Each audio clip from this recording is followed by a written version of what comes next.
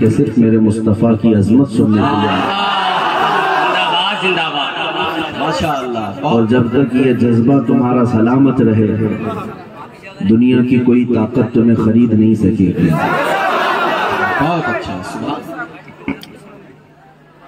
میں جلسوں میں جانے کے بعد اس بات کو کہنے کا قائل نہیں ہوں کہ میری طبیعت ناساز ہے، علیل ہے، فلاں ہے، کبھی ہم یہ چیز نہیں کہتے۔ آج سوئے اتفاق کے سفر میں کچھ حالات ناسازگار ہوئے ضرور، لیکن جس مقصد کے تحت میں یہاں آیا ہوں وہ مقصد مجھے ووٹ لینے کا نہیں ہے، نہ ہی کسی کے کیمپینین کے لیے آیا، نہ ہی کسی کے الیکشن میں حصہ لینے آیا، بلکہ ہمارا جو مقصد ہے وہ صرف اتنا ہے، مجھے پتا ہے بیمار ہوا تو بھی کیا ہونا ہے، کیونکہ میرا تو ماننا یہ ہے یا رسول اللہ تیرے عشق کی بدولت مجھے زندگی ملی ہے، یا رسول اللہ تیرے عشق کی بدولت مجھے زندگی ملی ہے، میری بات بن گئی ہے تیری بات کرتے کرتے، میری بات بن گئی ہے تیری بات کرتے کرتے، ورنہ دنیا کیا پہچانتی؟ اس رسول محترم کی بات کرتے جاؤ، ہر قلب میں راج کرتے جاؤ۔ پھر زندگی کا ایک مقصد یہ بھی ہم نے بنا لیا ہے جو زندگانی باقی یہ ارادہ کر لیا ہے، یا رسول اللہ ہے جو زندگانی باقی یہ ارادہ کر لیا ہے، تیرے منکروں سے آقا میں مروں گا لڑتے لڑتے، تیرے منکروں سے آقا میں مروں گا لڑتے لڑتے۔ عزیزان گرامی وقار، ہم نے سنا ہے گناہوں کی لذت کئی جوانوں کو بوڑھا کر دیتی ہے، گناہوں کی عادت کئی جوانوں کو بوڑھا کر دیتی ہے، لیکن حضور پاک کا عشق اور ان کی محبت کئی بوڑھوں کو جوان کر دیتی ہے۔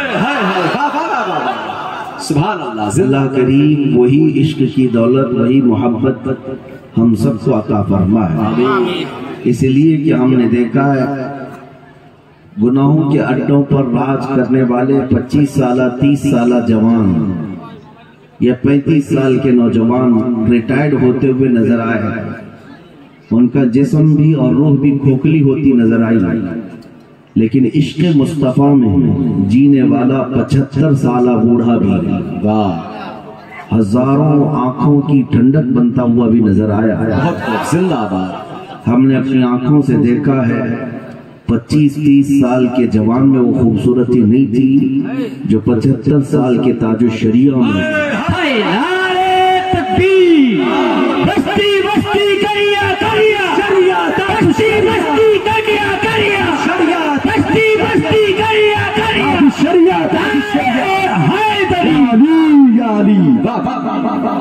یہ اس لیے کہ جو خوبصورتی میرے مصطفیٰ کے قدموں سے چھن کر آتی ہے وہ ہر زمانے مزید بڑھتی ہی چلی جاتی ہے، اس میں بڑھاپا نہیں، اسی لیے بچپن سے ہم سنتے آ رہے ہیں محمد کے غلاموں میں بڑھاپا آ نہیں سکتا۔ نبی پاک صلی اللہ علیہ وسلم کا غلام ہر گھڑی ہر لمحہ جوان ہی ہوا کرتا ہے۔ مختصر سا پیغام آپ کے سامنے رکھوں گا میرے عزیزوں، زندگی کا کل اثاثہ یہی ہے، زندگی کا کل سرمایہ یہی ہے جو اعلیٰ حضرت امام اہل سنت فاضل بریلوی رضی اللہ تعالیٰ عنہ نے فرمایا، انہیں جانا انہیں مانا نہ رکھا غیر سے کام، انہیں جانا انہیں مانا نہ رکھا غیر سے کام، للہ الحمد میں دنیا سے مسلمان گیا۔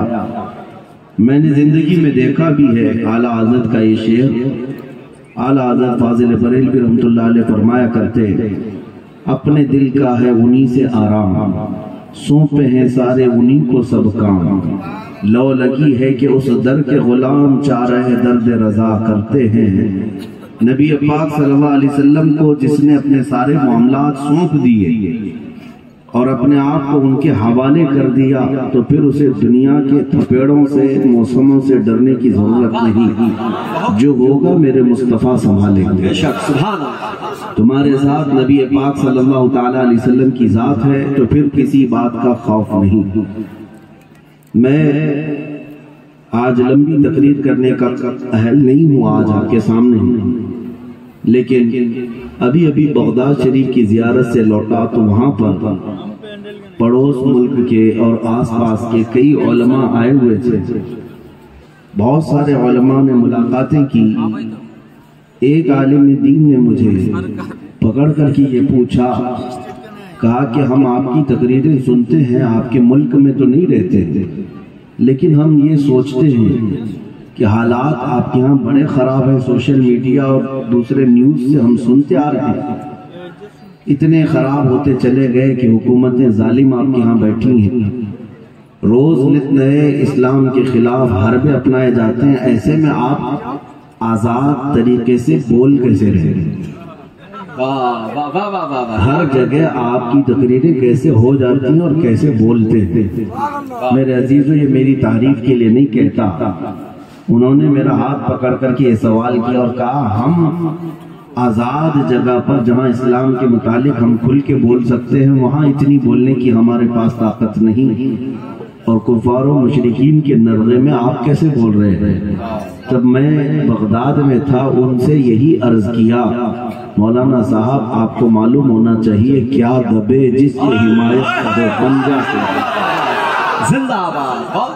بلکہ یوں کہتا ہوں میں، کیوں دبے جس پہ حمایت کا ہو پنجہ تیرا، شیر کو خطرے میں لاتا نہیں کتا تیرا۔ جس پر رسول پاک صلی اللہ علیہ وسلم کی حمایت ہو، غوث پاک کا فیض ہو، اسے ڈرنے کی ضرورت نہیں۔ اعلیٰ حضرت فرماتے ہیں خوف نہ رکھ رضا ذرا، تو ہے عبد مصطفیٰ، تیرے لیے امان ہے، تیرے لیے امان ہے۔ میں اس کو نوجوان ہی نہیں سمجھتا جو بزدل ہو، وہ نوجوان ہے ہی نہیں، بلکہ ہو سکتا ہے وہ عورتوں کی صحبت میں پلا ہو۔ نوجوان کسے کہتے ہیں؟ تاریخ میں نوجوان کا جو لفظ ہے وہ عربی میں اس کو فتح کہتے ہیں، فتح کہتے ہیں، اور فارسی اور عربی کی مکسنگ کے ساتھ شاعر نے بہت خوب کہا اصل نوجوان کون ہے؟ شاہ مردان، شیر یزداں، قوت پروردگار، لا فتح الا علی، لا سیف الا ذوالفقار۔ لا فتح الا علی کا مطلب ہے کوئی جوان نہیں سوائے حیدر کرار کے، اور جو ان کے نقش قدم پر ہو وہ جوان کہلانے کے حق رکھتا ہے، نوجوان کہلانے کا حق رکھتا ہے۔ بہت سارے نوجوان یہ سمجھتے ہیں مکے دکھانے کا نام جوانی ہے، باڈی بنانے کا نام جوانی ہے، گٹکے کھا کر لوگوں پر تھوکنے کا نام جوانی ہے، اپنے پیسوں سے لوگوں پر رعب ڈالنے کا نام جوانی ہے۔ یہ سب جوانی نہیں، یہ سب عیاشیاں ہیں۔ اصل جوانی آپ کو میں بتاؤں، سیدنا خالد بن ولید رضی اللہ تعالیٰ 125 جنگیں لڑی ہیں 9 سال میں۔ کتنی؟ 125 جنگیں، اور کسی جنگ میں شکست نہیں کھائی۔ خالد بن ولید رسول اللہ کے وہ صحابی جنگ میں جب کھڑے ہوتے تھے میدان میں، ایک ہاتھ میں تلوار اور ایک ہاتھ میں ڈھال لیتے تھے۔ تلوار کا وزن 35 کلو اور ڈھال کا وزن 40 کلو۔ مجھے بتاؤ اے نوجوان، تم نے ہاکی اور بلہ اٹھایا ہوگا، 35 کلو کی تلوار اٹھاتے، 40 کلو کی ڈھال اٹھاتے تھے، اور پھر جنگ موتا میں صرف خالد بن ولید فرماتے ہیں 9 تلواریں میرے ہاتھ سے ٹوٹی۔ یہ دفاع کے لیے، ڈیفنس کے لیے زندگی بھر لڑتے رہے، نبی پاک صلی اللہ علیہ وسلم کی عزت کی حفاظت کے لیے لڑتے رہے۔ ان کو حق بنتا ہے کہ وہ جوان کہلائے۔ اپنی زندگیوں میں کبھی دیکھا کہ ہم نے حضور پاک کی عزت کے دفاع میں کچھ کیا ہے آج تک؟ نبی پاک صلی اللہ علیہ وسلم کی شان پر اوچھے حملے ہوتے ہیں، ہم آگے بڑھ کر کے کبھی حضور کی عزت کا دفاع کی، ڈیفنس کیا۔ اگر کچھ نہیں بھی کر سکتے تو اپنے آپ کو بدل تو ضرور سکتے تھے۔ دنیا نبی پاک صلی اللہ علیہ وسلم کے اخلاق کو مارنے کی اور ختم کرنے کی کوششیں کر رہی ہیں۔ ہمارے نوجوان اٹھ کر کے یہ کیوں نہیں عہد کر لیتے کہ آج کے بعد جئیں گے تو اخلاق مصطفیٰ پہ جئیں گے؟ تمہارے اندر یہ چیز تو ہو ہی سکتی تھی۔ کمیٹیاں بہت بناتے ہو، عرس کمیٹی، چادر کمیٹی، گاگر کمیٹی، سندل کمیٹی، نیاز کمیٹی، کیا کبھی اخلاق رسول کمیٹی بھی بنایا؟ نبی پاک صلی اللہ تعالیٰ علیہ وسلم کے اخلاق کریمانہ، ان کی سنتوں کو زندہ کریں گے ہر شہر میں، ہر گلی میں۔